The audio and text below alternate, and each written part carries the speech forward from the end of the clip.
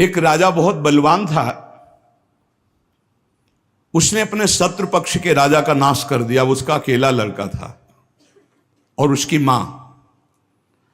अब हर समय शत्रु पक्ष का राजा इस चाल में रहता था कि उस बालक को मार दें तो निष्कंटक अधिकार। और उसकी मां बड़ी भागवत थी, रात दिन भजन करती, भगवान से प्रार्थना करती कि भगवान मेरे बालक की रक्षा करना।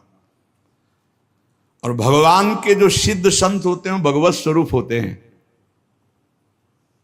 उन्होंने विचार किया, संत के हृदय में, एकदम भजन में बैठे थे उसी राज्य में, तो विचार एकदम आया कि अच्छा भगवान का आदेश है तो लीला करनी पड़ेगी। और लीला का उस समय इंतजार करने लगे। तो जो राजा बलवान था, जिसने शत्रु पक्ष के राजा को मारकर उसके लड़के को मारने को ठाना था, उसकी राजकुमारी थी, उसके स्वयंवर की रचना की जब बात आई, कमंडल उठाया, लंगोटी कस के बांधी कमर में, पहुंच गए दरबार में। और वो परिचित थे तपस्या और उनके भजन से। जे भी देखा तो साष्टांग दंडवत राजा हुए। देखो, बाहरी आचरण से कैसे भी नहीं जाना जा सकता महात्मा के स्वरूप को, उनकी लीला को। राजा को मालूम था कि ये बड़े प्रसिद्ध और तपस्वी महात्मा हैं। राजा ने तत्काल अपनी कन्या को बुलाया, प्रणाम करो, आप महाराज आए हैं। राजकन्या बुलाई गई, महात्मा के चरणों में प्रणाम हुआ। महात्मा ने ऐसे देखा नखशिख तक और कहा, इस लड़की का तो विवाह हम करेंगे, किसी राजकुमार से न कर देना। राजा तो एकदम होश उड़ गए।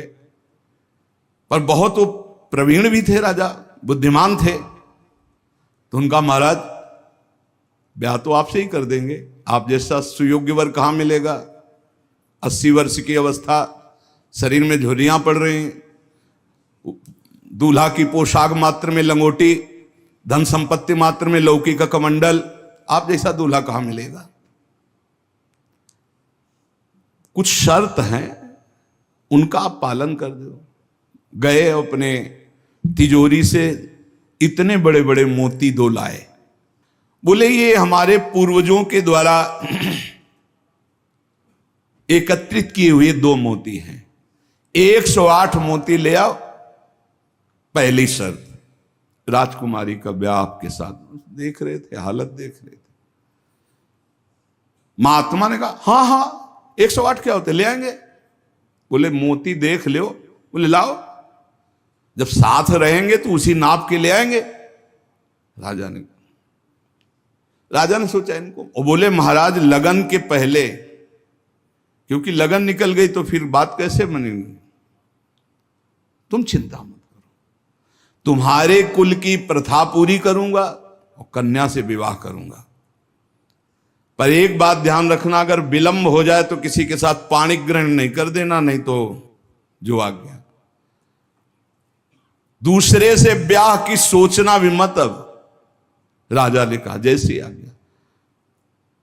उन्होंने सोचा महात्मा मोती लेके जाएंगे, 2-4-6 दिन घूमेंगे, निराश होकर वापस आ जाएंगे।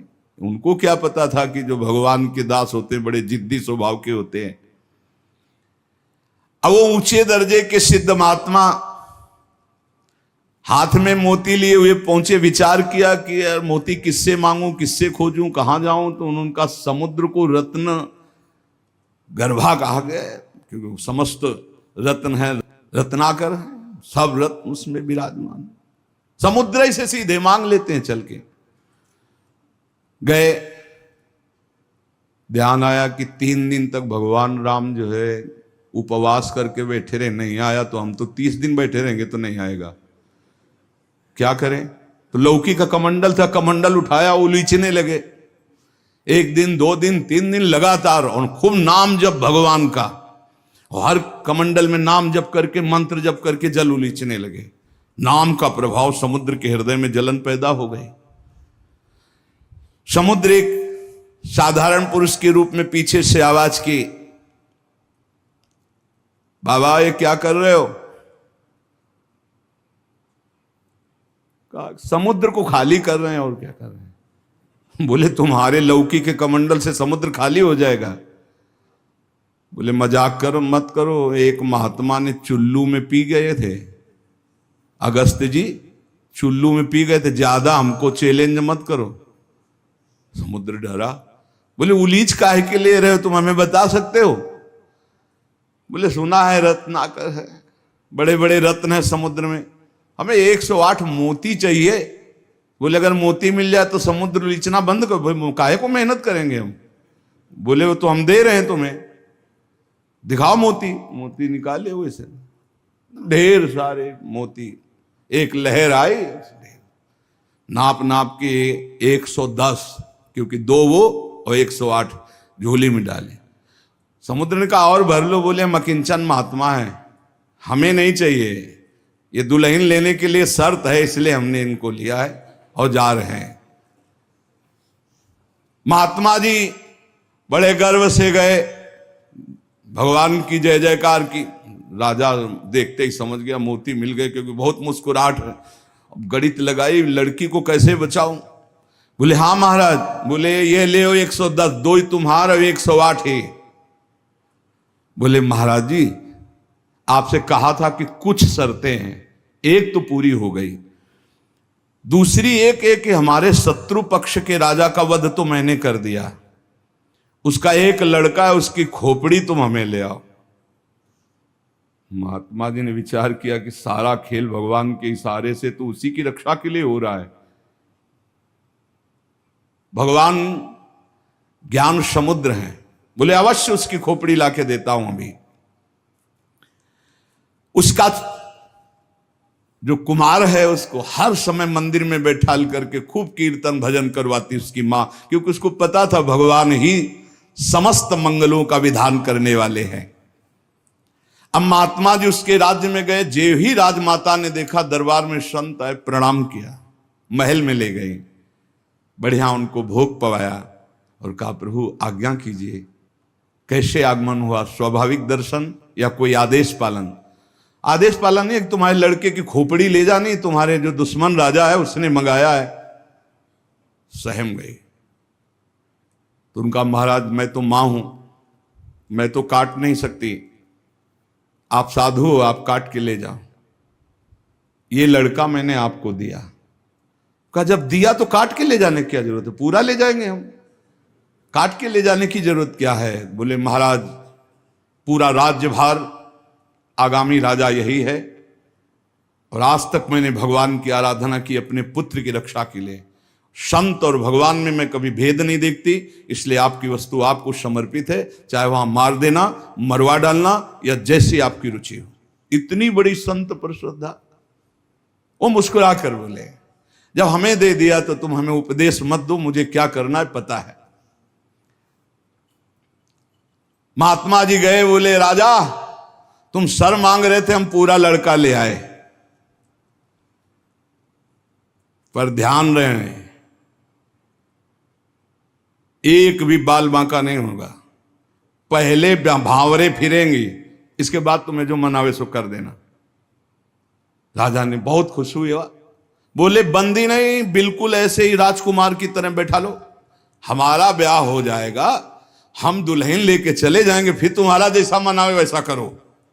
राजा राजी हो गया, सिंहासन पड़ा, राजकुमार की तरह बैठा, दुल्हन सजाब तो सब शर्त पूरी हो गई थी। वर पक्ष की जहां बैठक वहां बैठे महात्मा जी, वही जनाती वही बराती, उनके कौन कोई तो था ही नहीं। महात्मा जी विवाह मंडप के नीचे बैठे हैं, आचार्य आए, पूरा दूल्हा भेष सजाया गया महात्मा जी का, लंगोटी में, केवल लंगोटी कमंडल, संत की लीला। कन्या आई, महात्मा ने कहा रुको, एक बार देखा तुम्हारे योग्य नहीं हो, हे राजा ये तुम्हारी लड़की हमारे योग्य नहीं। तो महाराज आप ही बोले थे, अब मतलब अब बेइज्जती तो मत करो, बिल्कुल भांवरे पड़ने वाली। लड़के की तरफ देखा, हे यहां खड़े हो बगल में, ये योग्य है, तुम्हारी लड़की की एक, चुप, ब्याह कर इसके साथ, तुरंत अपने तपोबल से उस लड़के का ब्याह कराया। बोले सौभाग्य हो गया, जाओ। मां ने आराधना किस बात की थी कि दुश्मन राजा कहीं हमारे पुत्र को ना मार दे, और ये आदेश भगवान ने संत को दिया। तो इतनी बड़ी लीला संत ने रची, और उस राजा से कहा होश में तुम्हारी बेटी का सुहाग है, पूरी सुरक्षा उस राज्य की भी तुम्हें करनी, और अगर हमें सुनाई दिया किसी भी तरह का विरोध, महाराज। कभी कभी भगवान की आज्ञा से संतजन कुछ ऐसी लीलाएं करते हैं जिन लीलाओं को बाहरी आचरणों से आप जान ही नहीं सकते कि मामला क्या है। तो कह रहे हैं कि बाहरी जो लीला है वो तो कोई नाटक का पात्र भी कर सकता है, लेकिन संतों की लीलाओं को बिना भगवत प्राप्त कोई जान नहीं सकता है। हमारे ग्वारिया बाबा वृंदावन के सेवा कुंज गली से मस्ती से में चले आ रहे हैं, यार की मस्ती में। सामने से कुछ बंगाल से एक परिवार आए हुए थे दर्शन करने, उनके साथ लड़की को देखा। 70 वर्ष के होंगे बाबा, ग्वारिया बाबा। बिरज गए, बोले नहीं हम इससे ब्याह करेंगे। हर बंगाली बोले कैसे करोगे तुम ब्याह, बेटी हमारी हम ऐसे। बोले नहीं। अब तो आवाज हुई तो सब ब्रजवासी इकट्ठा हुए। ब्रजवासी हंसने लगे क्योंकि जानते थे बाबा सिद्ध है और बालवत उनका व्यवहार। बोले लेंगे, दुल्हन लेंगे, इसी के साथ विवाह करेंगे। बंगाली ने कहा तुम चीता में भरो, जहां भरो, हम अपनी बेटी का ब्याह तुमसे। तो बोले नहीं करेंगे। झगड़ा शुरू। ब्रजवासी बंगाली से बोले भैया तुम नहीं जानते, ये सिद्ध महापुरुष है, एक बार हां कर दे, नहीं ये जल जाएगा बाबा। बोले अगर कुछ भी हो तो हम लोग हैं, तुम चिंता मत करो, एक बार हां कर दो। उनको समझाया, अलग ले जाए। बोले बाबा ब्याह के लिए तैयार है। बोले तैयारी की जाए। वो तो घबरा रहा है। ब्रजवासियों का बाबा पूरी तैयारी है, बस तुम अपनी तैयारी कर लो दूल्हा बनने की। यार नहीं इच्छा तुम्हारी? नहीं। बोले हमारे यार की इच्छा नहीं। चल दी। संतों की बाहरी लीलाएं ऐसी, जो सिद्ध पुरुष होते हैं उनको लोक व्यवहार की, क्योंकि वो अब सबको भगवत स्वरूप देकर एक आनंद लीला उनकी चलती रहती है। तो कह रहे कि नाटक करना गंभीरता का, ये सब ये तो नाटक पात्रों में हो सकता है, लेकिन भगवान के संतों की अभिनय की बुद्धि नहीं होती, वो स्वाभाविक भगवत प्रेरित लीलाएं उनकी होती रहती। बोले मिताहार, आधा किलो देसी घी, किलो 1.5 किलो रबड़ी, आधा किलो 1 किलो दाल सब्जी, ऐसी रोटी बीता से ना पी जाए। जब कोई देखे है चल उधर देख, और प्रसाद पाए। संतों की तो लीलाएं जान नहीं सकते। 10 ग्राम संख्या एक बीजा में मर जाए। जो भगवत प्राप्त महापुरुष है उनकी अलग अलग लीलाएं होती हैं। इसलिए कह रहे जो सिद्ध पुरुष है उनको बाहरी आचरण, अगर वास्तविकता आपको देखनी साधुता की तो मुमुक्षता में देखिए, या जो साधक तन्मयता पूर्वक भजन में लगे उनको देखिए। सिद्ध पुरुषों से आप पहचान नहीं सकते कि किस कोटि के महापुरुष है। संत आंतरिक क्षमता से युक्त होते हैं। क्या भक्ति से ऐसी ऊंचाई प्राप्त होती? ज्ञान से और भक्ति से, दोनों से ऊंचाई प्राप्त होती है। या कोई ज्ञान मार्ग का उत्तम पथिक या भक्ति मार्ग का उत्तम पथिक। अज्ञानी पुरुष तो प्राप्त समझ ही नहीं सकता संत महापुरुषों की चेष्टाओं को। तो क्या अपने को सबसे श्रेष्ठ समझते हैं संत? नहीं नहीं नहीं, सबको अपने से श्रेष्ठ समझते हैं भक्ति के संत, और सबको आत्मस्वरूप समझते हैं ज्ञानी संत। अपने से सबसे श्रेष्ठ समझते हैं भक्त सिद्ध संत। सो अनन्य गति जाके असमति न टरे हनुमंत, मैं सेवक सचराचर रूप स्वामी भगवंत। मैं सेवक हूं, चराचर जगत मेरे भगवान का स्वरूप है, ये सिद्ध भक्त का। और जो ज्ञानी होता है वो सर्वम खलमिदम ब्रह्म, वो ब्रह्म स्वरूप अपने आत्मस्वरूप का अनुभव करके नानात्व का विस्मरण कर देता है। भक्त समस्त विश्व के लिए भजन करता है। देखो साधक अपने लिए भजन करता है, सिद्ध किसके लिए भजन करता? विश्व के लिए। सिद्ध पुरुष का तन मन और भजन, ये प्रत्येक चेष्टाएं जगत मंगल के लिए होती है, उनका अपने लिए कुछ नहीं होता। जैसे साधक परेशान रहता, मेरा कल्याण हो जाए, उसके लिए भजन साधन कर, सिद्ध पुरुष का नहीं। उसकी सारी भजन साधन की चेष्टाएं, सब जितना दिनचर्या है वो जगत मंगल के लिए होता है। सब पूरे संसार को देते रहते, तुम्हारा मंगल हो, तुम्हारा कल्याण हो। उनके पास कोई चीज नहीं रहती, कोई चीज नहीं, सब पर भगवान का अधिकार, सब भगवत स्वरूप जगत, इसलिए अपना कुछ नहीं। बड़ा ऊंचा भाव होता है भक्त का, जो सिद्ध महापुरुष होता है। जब तक देखो संतों की चेष्टाओं को नहीं जान पाओगे, उनका जो भाव होता है बड़ा विचित्र होता है। एक नाव में बहुत से लोग बैठे हुए थे, संत भगवान भी बैठे हुए थे, आराम से नाव चली जा रही थी, सब इधर उधर की बातें कर रहे थे। संत तो एक उन्मत्त अवस्था में। नाविक ने कहा सावधान, नाव भंवर में फंस रही है, अब डूबने वाली है। संत भगवान का कमंडल था, फौरन ढक्कन हटाया और भर भर करके नदी से पानी नाव में डालने लगे। अरे वो ये क्या कर रहे हो, किसी की नहीं सुन रहे थे, 10-12 कमंडल तो डाल ही चुके थे। इतने में नाविक ने कहा भगवान की कृपा से नाव भंवर से निकल गई, बचने का संकेत है। जो कमंडल से डाला था बाहर फेंकने लगे। सबने पक्का समझ लिया, जब डूबने वाली थी तो नदी से पानी डाल रहे थे, और जब बचने वाली है तो नाव से बाहर डाल रहे थे। वे पागल दिमाग के हैं, लेकिन वो नाविक बहुत से संतों को पार किए थे। तुम मत करना ऐसा, ये सिद्ध पुरुषों की बात कह रहे हैं। हाँ, जो कि हम भी सिद्ध ही दिखाने के लिए ऐसा कुछ करें तो पिट जाओगे। वहां सिद्धों की एक अलग भागवतिक महिमा भी होती है। बाहर गए तो सब चले गए थे, उसके बाद साष्टांग प्रणाम किया। नाविक ने कहा महाराज जी, इतना तो आप कृपा करके बता ही दीजिए, क्योंकि मैं प्रायः संतों को यहां से पार करता रहता हूं, तो संत कृपा हम पर है। आपके देखने से लगता है कि आप भजन में उन्मत्त रहते हैं। फिर आपकी ये चेष्टा मेरी समझ में नहीं आई। जब मैंने कहा नाव डूबने वाली तो आपने नदी से पानी इधर, और जब मैंने कहा बचने वाली तो नाव से नदी में डालने लगे। इसका मतलब क्या था? तो उनका जब हमें ये पता चला आपके मुख से कि भगवान डुबोना चाहते, तो हमने कहा भगवान की इच्छा में 10 कमंडल हमारे, तो हम डालने लगे। जब कहा बचाना चाहते तो हमने सोचा भगवान जब बचाना चाहते हैं तो हम भी सहयोग करें। तो जो डाला था वो बाहर कर दिया। जोई जोई प्यारो करे सोई मोई भावे भावे मोई, जोई सोई सोई करें प्यारे। जो इस सिद्धावस्था को प्राप्त है वो भगवान की रुचि में रुचि मिला के चलते हैं। ऐसा आप मत करना, वो सिद्धों की अलग लीला होती है।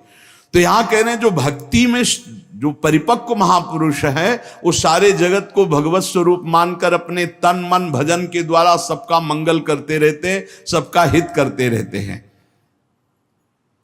संतों में भागवती का आवेश होता है, वो बनावटी नहीं होता, भागवती का, उससे जगत मंगल होता रहता है। बनावटी खूब गड़ छोल करके वचन बोलना, खूब लच्छेदार भाषण करना, ये तो बुद्धि की दरा से हो सकता है। लेकिन जो संतों में एक भागवतिक होता है, उसी से जगत मंगल होता है, उसी से जन कल्याण होता है। उसमें टुटका और जंतुर और कलावा और राख हो, इनकी कोई जरूरत नहीं होती। उनकी दृष्टि मात्र से, वचन मात्र से जगत मंगल होता है। मुद मंगलमय संत समाजू, जो जग जंगम तीर्थ राजू। चलते फिरते साक्षात तीर्थराज हैं। तो दरस परस अघनाश बास निज संग करो दिन। जिनके दर्शन मात्र से, स्पर्श मात्र से बड़े बड़े पाप नष्ट हो जाते हैं, ऐसे भगवान के प्रेमी संत जन होते हैं। तो क्या जैसे अज्ञानी मनुष्य को देह में ममता होती है, आसक्ति होती है, वैसे क्या संतों को भी अपनी देह प्यारी होती है? वैसा कि मैं पुरुष हूं और ऐसा अभिमान होता है? बोल के बिल्कुल नहीं। विशुद्ध ज्ञान और विशुद्ध प्रेम में मिट जाता है, बिल्कुल नहीं रहता। एक बार यही प्रश्न किया था एक भैरव सिद्ध करने वाले ने आद्य गुरु भगवान शंकराचार्य जी से जाकर कि आपका ब्रह्मबोध होने के कारण शरीर से कोई राग नहीं है? बोले नहीं। बोले हम आपकी गर्दन उतार के ले जाए, हमारी भैरव यज्ञ पूर्ण हो जाएगी तो मैं सिद्ध हो जाऊंगा, क्योंकि आपको शरीर से कोई राग तो है नहीं, मिथ्या है आपकी दृष्टि में। बोले पक्का। पर अभी जो उतारोगे तो शिष्य लोग हैं, ये तुम्हारा हित कर सकते हैं। कल 4 बजे आना, यहीं पीपल के नीचे मैं ध्यानस्थ दूंगा, सर उतार ले जाना। वो 4 बजे आया अस्त्र लेकर, तो स्वामी नरसिंहाश्रम जी महाराज गंगा स्नान कर रहे थे। एकदम आवेश आया, हुंकार भरी दौड़ते हुए आए, और वो पहुंच भी नहीं पाया था, उठा के पटक दिया और नाखूनों से उसे फाड़ दिया। फिर एकदम आवेश शांत हो गया।